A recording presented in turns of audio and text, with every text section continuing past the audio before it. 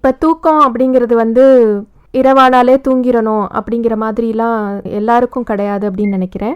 நம்மளுடைய அன்றாட நம்ம செய்யக்கூடிய பழக்க வழக்கங்கள் வந்து நம்மளுடைய இரவு நேர தூக்கத்தை வந்து பாதிக்குது அப்படின்னு சொல்றாங்க. ஸோ தூங்க போறதுக்கு முன்னாடி என்னெல்லாம் செய்யலாம், என்னெல்லாம் செய்யக்கூடாது, வள்ளியப்பன் நீங்க சொல்றீங்களா? தூக்கமின்மைங்கிறது வந்து 3 வகையா பிரிக்கலாம். இப்போ வந்து ஷார்ட் டைம், இப்போ ஷார்ட் டைம் தூக்கமின்மை, குறுகிய கால தூக்கமின்மை அப்படின்னா அதுக்கு முன்னாடி ஒரு தற்காலிக தூக்கமின்மை. தற்காலிக தூக்கமின்மை அப்படின்னா இப்போ வந்து டெம்பரவரியா இன்னைக்கு மட்டும் அப்படிங்கிற மாதிரி தான் இருக்கும் அந்த பிரச்சனை. இப்போ ஒரு லாங்கா டிராவல் பண்ணிட்டு போனோம், இல்லை ஒரு புது இடம், புது வீடு, இந்த மாதிரி ஒரு புது ஹோட்டல், இந்த மாதிரி இருந்தோம்னா நமக்கு கண்டிப்பா தூக்கமே வராது. இது வந்து நம்ம பழைய வழி நம்ம வீட்டுக்கு வந்தோம், நம்ம பழக இடத்துக்கு வந்துட்டோம் அப்படின்னா அந்த பிரச்சனை தீர்ந்துடும். அடுத்து வந்து குறுகிய காலம், இது வந்து எப்படின்னா ஒரு மேபி 1 வீக் இல்லை 1 மந்த், இந்த மாதிரி நமக்கு ஏதாவது ஒரு பிரச்சனை இருக்கும், ஆபீஸ்ல ஏதாவது பிரச்சனை இருக்கும். ஸோ அந்த பிரச்சனை தீர்ற வரையும் நம்மளால டெய்லி ரெகுலரா தூங்க முடியாது. ஸோ அதை வந்து நமக்கு ஐடென்டிஃபை பண்ண தெரியணும். இன்னொன்று வந்து நீண்ட கால தூக்கமின்மை, இதுதான் பிரச்சனை ஆக்சுவலா. இதை சரி பண்றதுக்கு நம்ம என்னென்ன செய்யணும், தூக்கறதுக்கு முன்னாடி என்ன செய்யலாம், என்ன செய்யக்கூடாதுங்கிறது மேக்சிமம் நம்ம இதுக்குத்தான் வந்து நம்ம பார்க்கணும்.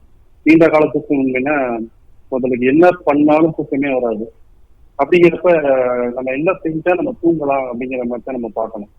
ஸோ முக்கியமா வந்து என்ன பண்ணக்கூடாது அப்படின்னா, சில பேர் வந்து வேலைக்கு போனாலும் சரி, என்ன பண்ணாலும் சரி, பகல்ல ஒரு குட்டி தூக்கம் போடுறது வந்து எல்லாருக்குமே ரொம்ப பிடிக்கும். இந்த குட்டி தூக்கங்கிறது குட்டி தூக்கமா இருக்கிற வரைக்கும் பிரச்சனை இல்லை. அதுவே வந்து ஒரு கும்பகர்ண தூக்கமா போகும்போது அது பயங்கர பிரச்சனையாகும். இப்போ ஒரு சாப்பிட்டு ஒரு 12 மணிக்கு சாப்பிட்டோம், ஒரு 1 மணிக்கு சாப்பிட்டோம், ஒரு 1/2 மணி நேரம் தூங்கணும்னா அது பிரச்சனை இல்லை. அது வந்து கண்டிப்பா எல்லாருக்குமே தேவையானது அது. இதே அது 12 மணிக்கு பத்து திரும்ப 3 மணிக்கு எழுந்திரிச்சு காஃபி எல்லாம் குடிச்சிட்டு எக்ஸசைஸே பண்ணாம ஆஃபீஸ் சீட்ல உட்காந்துட்டு திரும்ப நைட்டு போய் படுத்துக்கிட்டு எனக்கு தூக்கமே வரல அப்படின்னு சொல்லுறது வந்து ஒரு லாஜிக்கே இல்லை. ஸோ இதை வந்து பகல் தூக்கத்தை வந்து முடிஞ்ச அளவுக்கு குறைக்கணும். குட்டி தூக்கமாவே வச்சுக்கிற வரைக்கும் பிரச்சனை இல்லை. இன்னொன்று வந்து முக்கியமான இன்னைக்குள்ள 90% பண்றது வந்து மொபைல் பார்க்கறது. பெட்ல படுத்துட்டு மொபைல் பார்க்கறது. இந்த மொபைல் பார்க்கறது வந்து நம்ம லைட் ஆன் பண்ணிக்கிட்டு பார்த்தா இந்த பிரச்சனையில பாதியை கம்மி பண்ணலாம், முழுசால பாதியை கம்மி பண்ணலாம். என்ன பண்றோம், நம்ம எல்லா லைட்டையும் ஆஃப் பண்ணிட்டு மொபைல் ஸ்கிரீன் மட்டும்தான் நம்ம கண்ணுக்கு தெரியும்.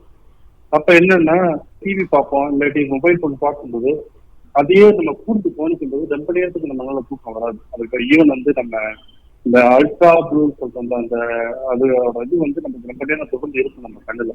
ஈவன் நீங்க மொபைல் ஆஃப் பண்ணிட்டு வச்சா கூட உங்களால 1 மணி நேரத்துக்கு உங்களால தூங்க முடியாது. டிவி பார்க்கறதும் வச்சிருக்கோம், லைட்லாம் ஆஃப் பண்ணிட்டு லைட்டை ஆன் பண்ணிட்டு பண்ணீங்கன்னா ஓரளவுக்கு அதை கம்மி பண்ணலாம். இன்னொன்று வந்து சுத்தமா வச்சுக்கணும். பட் நம்மளோட பெட்ரூம் பெட்ஷீட்டை முடிஞ்ச அளவுக்கு நம்ம படுக்கும்போது நம்ம கை கால்களை சுத்தம் பண்ணிட்டு படுக்கணும். ஈவன் வந்து நமக்கே தெரியாது ஆக்சுவலா, நம்ம வந்து கையிலையோ காலையோ வந்து சின்ன அழுத்து இருந்துச்சுன்னா இதுதான் பிரச்சனைன்னு தெரியாம நமக்கு தூக்கம் வராது.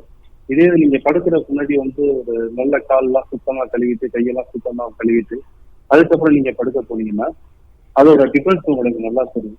ஸோ அந்த அழுக்கோட போய் படுக்கிறது வந்து கண்டிப்பா செய்யவே கூடாது. இன்னொன்று வந்து ஹெவி ஃபுட். இப்ப நம்ம நைட்டு தான் வந்து நம்ம எல்லாரும் சொல்ற காரணம் நம்ம நைட்டு தான் வந்து நிம்மதியா ஃபேமிலியோட சாப்பிட்றோம், நல்லா சாப்பிட்றோம் அப்படின்னு. ஆனா அந்த ஃபேமிலியோட சாப்பிட்றோம்னு சொல்லிட்டு நம்ம ஹெவியா எடுத்தோம்னா அதுவே பெரிய காரணமா தூக்கம். முக்கியமா வந்து நான்வெஜ் எடுத்துக்கிறது நைட்ல, ஏன்னா அது செரிமானத்துக்கு வந்து ரொம்ப லேட் ஆகும்.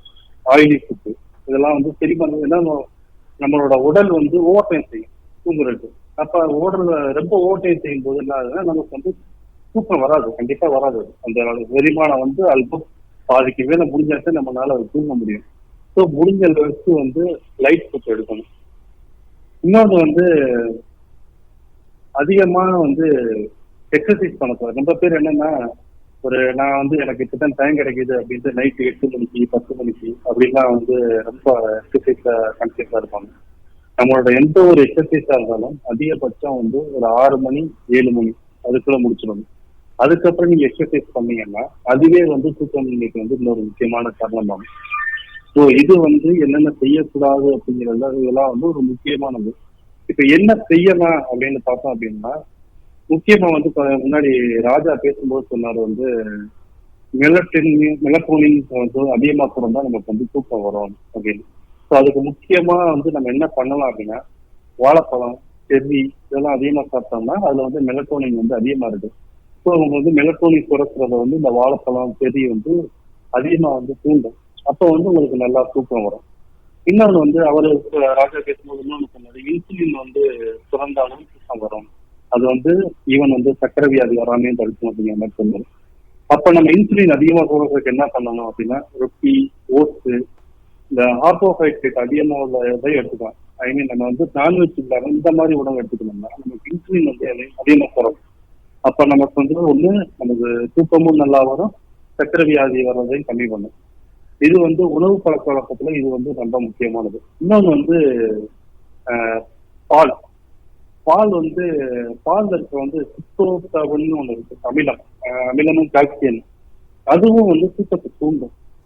அப்ப வந்து பால் சாப்பிடுறது கொஞ்சமா, நான் படுக்க போறதுக்கு முன்னாடி கொஞ்சமா பால் சாப்பிடுறது வந்து நல்லது. இதற்காக வந்து நம்ம பழங்காலத்துல எல்லா கிராமத்துலயுமே இது உண்டு. இப்போ வந்து நம்ம வந்து குளோபலைஸ் ஆனதுக்கு அப்புறம் பால் குடிக்கிறதெல்லாம் பழங்காலத்து பழக்க வழக்கம் அப்படின்னு நம்ம பண்றதில்லை. பட் அதெல்லாம் பண்ணோம்னா நல்லது. இன்னொன்று வந்து தண்ணீர். நீங்க தண்ணி வந்து ஒரு நாளைக்கு தேவையான தண்ணி குடிக்கல அப்படின்னா உங்களுக்கு வந்து கண்டிப்பா தூக்கம் வராது. ஏன்னா நீர்ச்சத்து இல்லைன்னா கண்டிப்பா தூக்கம் வராது. ஸோ உங்களுக்கு ஒரு நாளைக்கு வந்து ஒரு 2 லிட்டர்ல இருந்து 3 லிட்டர் வரையும் உங்களுக்கு உடம்புக்கு தேவை அப்படின்னா அந்த 2 to 3 லிட்டர் தண்ணியை வந்து நீங்க கண்டிப்பா குடிச்சே ஆகணும்.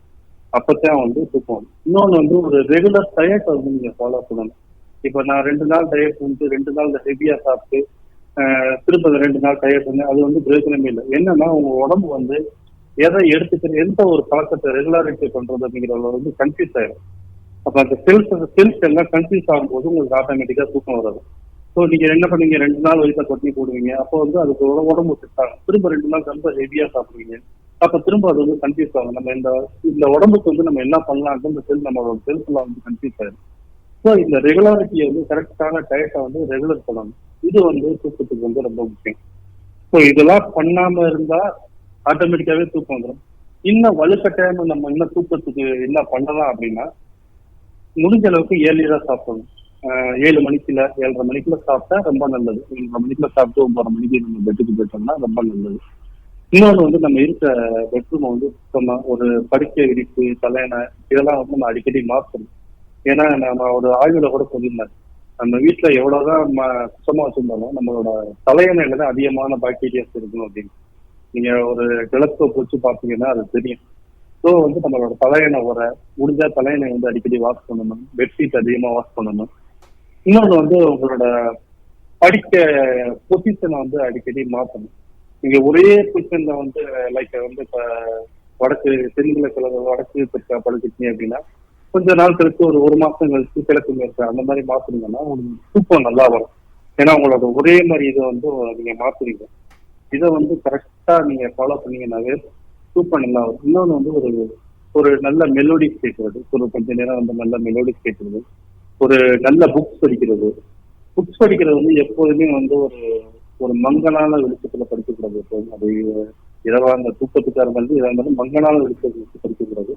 ஒரு நல்ல வெளிச்சத்துல நீங்க புக் படிச்சீங்கன்னா ஒரு கொஞ்ச நேரம் கழிச்சு ஆட்டோமேட்டிக் அது யாரா இருந்தாலுமே ஆட்டோமேட்டிக்கா தூக்கம். அது பாட புத்தகம்னு இல்லை, நீங்க நல்ல நாவல் படிச்சாலுமே ஆட்டோமேட்டிக்கா தூக்கம். இதை வந்து ரெகுலராக ஒரு நம்ம பேஜ்ல கொடுத்தது டெய்லி ஒரு 10 பேஜ் படிச்சீங்கன்னாவே ஆட்டோமேட்டிக்கா தூக்கம். ஏன்னா நமக்கு அன்னைக்கு நடந்ததை பூரா இந்த புக் படிக்கிறதுல மறந்துடுவோம். நம்மளோட ஃபுல் மைண்ட் வந்து புக்கு போயிடும். அன்னைக்கு நடந்த பிரச்சனை எதுவுமே நம்ம மைண்ட்ல இருக்காது. ஸோ நம்ம படுக்கும்போது அந்த 10 பக்கத்துல என்ன படிச்சோம் அதுதான் மைண்ட்ல ஓடும். ஸோ ஆட்டோமேட்டிக்கா அதை திங்க் பண்ணிக்கிட்டு நம்ம ஈஸியா திங்கணும். இதுதான் வந்து புக் படிச்சா தூக்கம் வர்றதுக்கான காரணம். இதை வந்து நீங்க பண்ணலாம், நல்ல பாடல் கேட்கலாம். இன்னொன்னு முக்கியமா வீட்டுல உள்ளவங்களோட சண்டை போடாம இருக்கணும். இது ரொம்ப முக்கியம். முடிஞ்ச அளவுக்கு யாரையும் வம்பளுக்காம படுக்க நல்லா தூக்கம் வரும். யாருக்கும் கெடுதல் பண்ணாம தூக்க போனா இன்னும் நல்லா தூங்கலாம். நல்லது செஞ்சீங்கன்னா இதை விட அதிகமா தூங்கலாம். இதுதான் வந்து நான் சொல்ல நினைச்சது. நன்றி.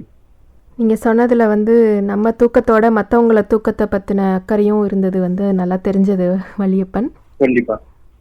அதுதான் முக்கியம் அப்படின்னு நினைக்கிறேன். மன நிம்மதி வந்து மற்றவங்க நம்மளோட முன்னாடி தூங்கிட்டா நம்ம அதோட குட்டிக்கிறது. மற்றவங்களோட தூக்கத்தை கெடுக்காம இருந்தாவே நமக்கான நிம்மதியான தூக்கம் வந்து உறுதி அப்படின்னு சொல்றீங்க இல்லையா? கண்டிப்பா, அது உண்மை. நீங்க வந்து வெளியில என்ன வேணாலும் சொல்லலாம், மக்களோட தூக்கத்தை கெடுத்துட்டு நம்ம என்ன வேணாலும் சமாதானம் பிடிக்கலாம். ஆனா நம்ம மைண்டுக்குள்ள வந்து ஓடிட்டே இருக்கும். நம்ம உங்களுக்கு எதை பண்ணிட்டோமே, உங்களுக்கு எதை பண்ணிட்டோமேன்னு நம்ம மனசு வந்து நம்ம சொல்றதை வந்து கேட்காது, என்னைக்குமே கேட்காது. ஸோ நம்ம வந்து மனசுக்கு தெரிஞ்சு நம்ம யாருக்குமே கெடுதல் பண்ணல அப்படின்னு நம்ம மனசுக்கு தெரிஞ்சிச்சுன்னா நம்ம நிம்மதியா தூங்கிடணும்.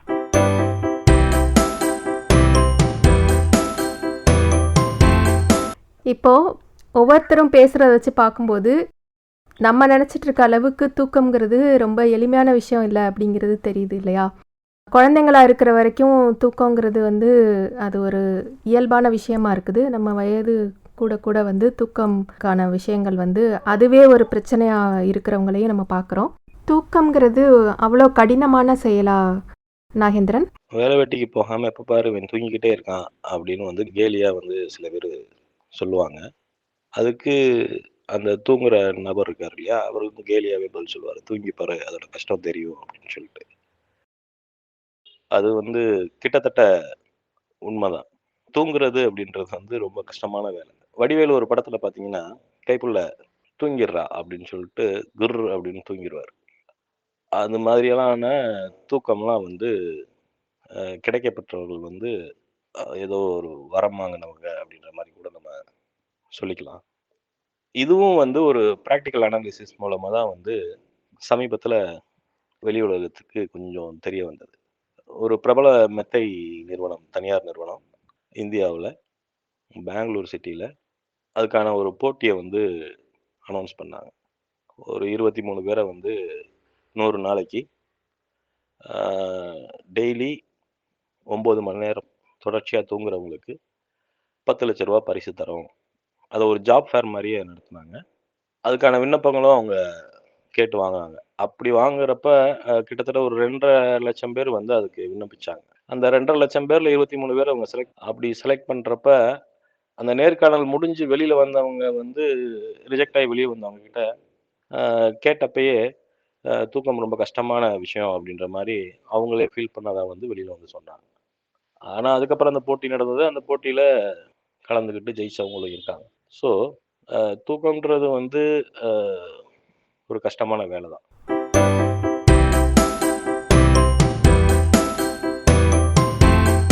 இப்போ இந்த கொரோனா பெருந்தொற்று காலத்தில் மனிதர்களுடைய அன்றாட வாழ்க்கை முறையை வந்து புரட்டி போட்டுச்சுன்னு சொல்லலாம். அப்போ பெரும்பாலானவங்க வந்து இந்த லாக்டவுன் இது மாதிரி காரணங்கள்னால வீட்டுக்குள்ளேயே இருக்கிற சூழ்நிலை ஏற்பட்டது. அது வந்து தூக்கத்தோடைய பிரச்சனைகளை உண்டாக்குச்சு அப்படின்னு சொல்லியிருக்கிறாங்க. சொல்ல முடியுமா? இந்த ஒட்டுமொத்த கொரோனா காலத்துல, குறிப்பா ஊரடங்கு காலகட்டங்கள்ல மக்கள் அனைவரும் தூக்கமின்மை அப்படின்ற விஷயத்தால வந்து பாதிக்கப்பட்டாங்களா அப்படின்னு கேட்டிங்கன்னா, ஆமா அப்படின்றது தான் கசப்பான பதில். அதுக்கு காரணங்கள் நிறைய இருக்கு. குறிப்பா வந்து பார்த்தீங்கன்னா, வேலையின்மை, மனச்சோர்வு, மன அழுத்தம், வருங்காலம் பற்றிய ஒரு மிகப்பெரிய பயம். பிரியமானவர்களுக்கும் தனக்கு ரொம்ப நெருக்கமானவர்களுக்கும் வந்துவிட்ட கொரோனா தொற்றால் ஏற்பட்ட ஒரு வித பதட்டம். இது எல்லாமே சேர்ந்து தான் தூக்கமின்மையை அதிகப்படுத்தியது அப்படின்றது ஒரு ஆய்வோட முடிவு. இந்த ஆய்வு வந்து கனடாவில் நடந்தது. கொரோனாவால பாதிக்கப்பட்டு பின் தனிமைப்படுத்தப்பட்டு முழுவதும் குணமடைஞ்சு வெளியே வந்தவங்க கிட்ட இந்த ஆய்வு எல்லாமே பண்ணாங்க. அதுல 10ல் 3 பேருக்கு தூக்கமின்மைன்ற பிரச்சனை வந்து இருந்தது அப்படின்றத கண்டுபிடிச்சு சொல்லியிருக்காங்க. ஸோ கொரோனா காலகட்டத்தில் வந்து தூக்கமின்மை அப்படின்றது மிகப்பெரிய அச்சுறுத்தலாகவே இருந்தது என்பதுதான் உண்மை.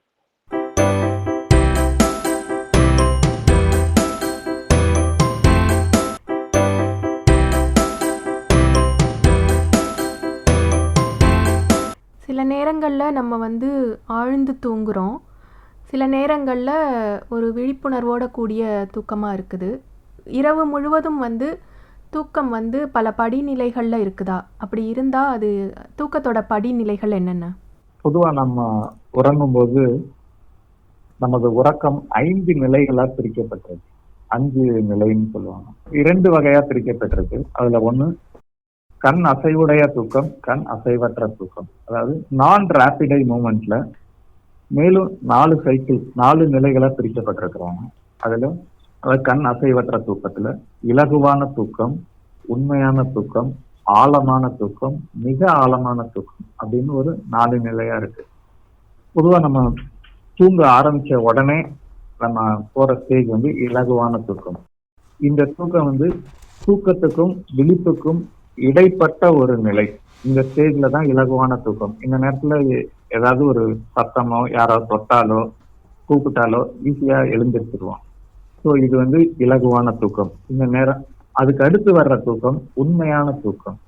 பொதுவா நம்ம வந்து 50% ஆஃப் 50% வந்து இந்த உண்மையான தூக்கத்துல தான் இருப்போம். இதுதான் 2வது ஸ்டேஜ். அண்ட் 3வது ஸ்டேஜ் 4வது ஸ்டேஜ் வந்து ஆழமான தூக்கம், மிக ஆழமான தூக்கம். இந்த நிலையில நமது உடல்ல சென்சரி ஆர்கான், அதாவது அந்த புலனறியும் உறுப்புகள் எல்லாம் கம்ப்ளீட்டா ஒரு ஓய்வு நிலைக்கு சென்றோம். அந்த நிலையில யாராவது கூப்பிட்டாலோ ஒரு சத்தம் எழுப்பினாலோ இல்ல தொட்டாலோ நம்ம வந்து எந்திரிக்க மாட்டோம். நம்ம ஆழமான தூக்கத்துல இருப்போம். அதுக்கப்புறம் இந்த ஆழமான தூக்கம் முடிஞ்ச பிறகு அதிக கண் அசைவுடைய தூக்கம் வரும். இதுதான் 5வது ஸ்டேஜ். இந்த ஸ்டேஜ்ல நம்ம அதிகமா கனவு காண்கிற ஸ்டேஜ் இதுதான். இந்த நேரத்துலதான் நமக்கு கனவுகள் வரும். மூளை வந்து தேவையில்லாத நினைவுகளை எல்லாத்தையும் ரிமூவ் பண்ணி எது தேவை எது தேவையில்லை அப்படிங்கிறத பார்த்து கன்சாலிடேட் பண்ணும். அந்த கன்சாலிடேஷன் ஸ்டேஜ்ல தான் ரேபிட் ஐ மூவ்மெண்ட், அதிக கண் அசைவோட தூக்கம் நடக்கும். இந்த ரேபிட் ஐ மூவ்மெண்ட் தூக்கம் வந்து ஒரு நாளைக்கு நம்ம 8 மணி நேரம் தூங்குறோம் அப்படின்னா அதுல 20% ரேபிட் ஐ மூவ்மெண்ட் இருக்கும் அப்படின்னு அறிவியல் பூர்வமா சொல்றாங்க. இந்த end of rapid eye movement, rapid eye மூவ்மெண்டோட தூக்கம் முடிவுல திரும்ப ஸ்டேஜ் 1ல இருந்து ஆரம்பிக்கும். Stage 1, stage 2, stage 3.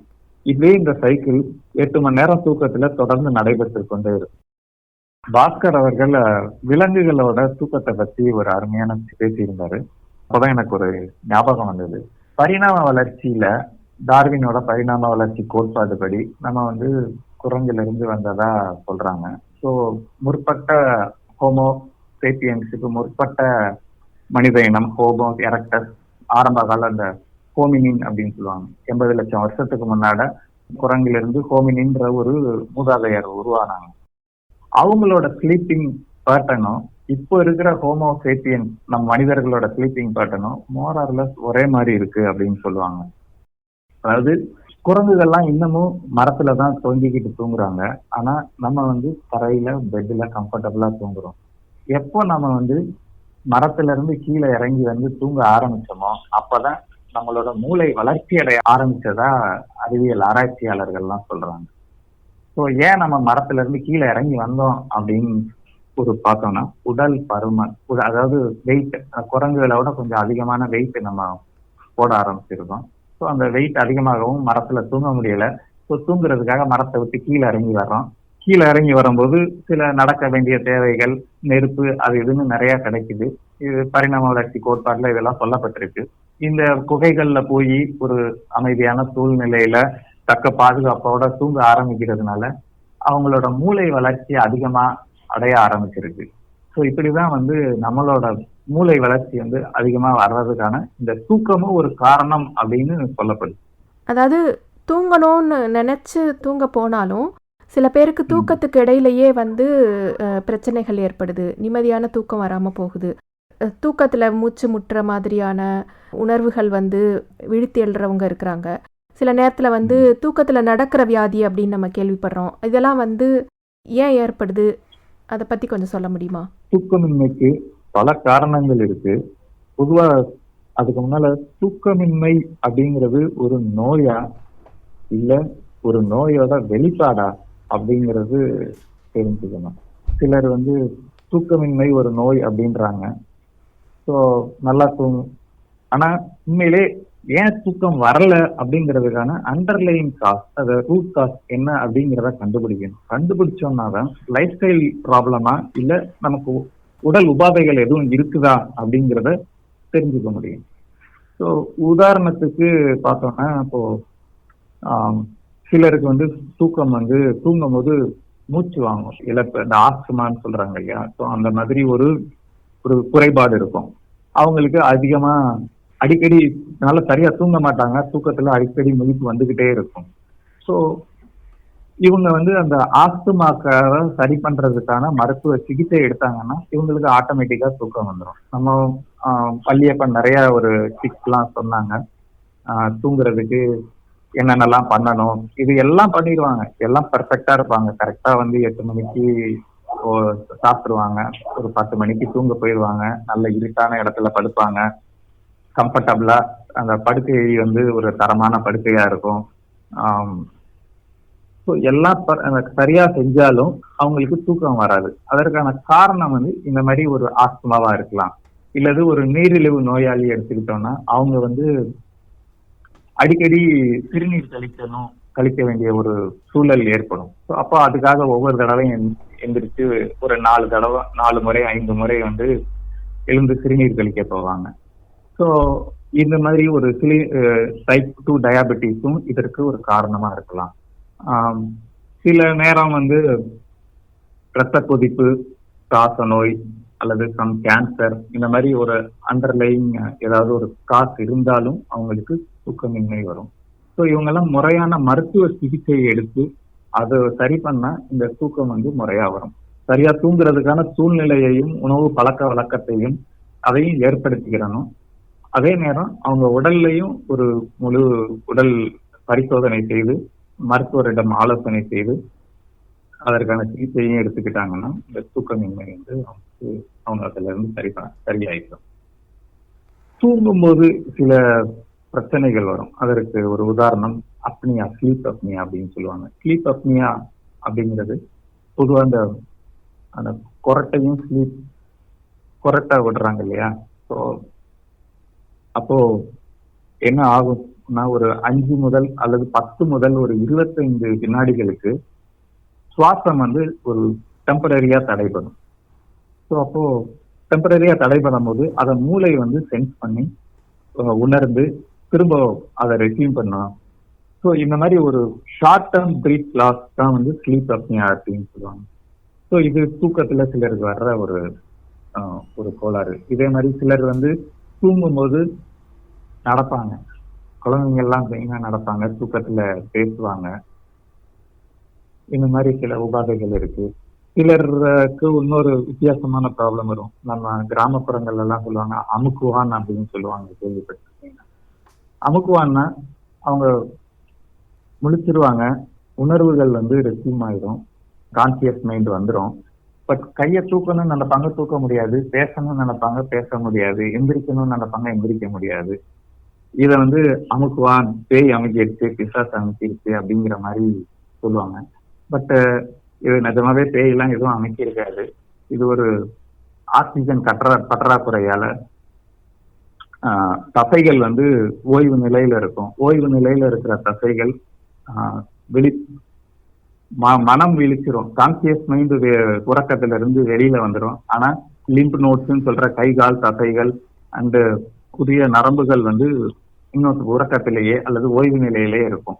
இந்த ஒரு ஸ்டேஜ் தான் வந்து இந்த ஸ்லீப் பேரலிசிஸ் அப்படின்னு சொல்ற இந்த ஒரு அமுக்குவான்.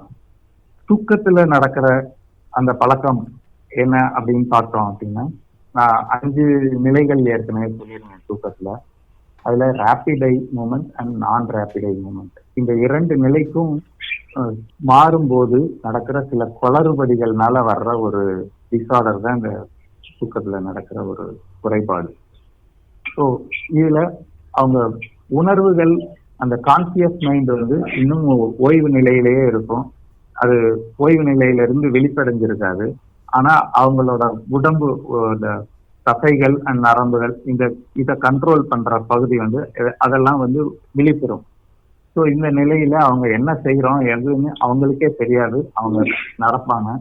கொஞ்ச நேரத்துல அந்த சைக்கிள் முடிஞ்சு திரும்ப டீப் ஸ்லீப்க்கு போயிடுவாங்க. போன உடனே அவங்க வந்து திரும்ப ஓய்வு நிலைக்கு சென்றுவாங்க. இது காலையில எழுப்பி அவங்களை கேட்டா அவங்களுக்கு இந்த மாதிரி நடந்த எந்த விஷயமும் ஞாபகத்திலே இருக்காது.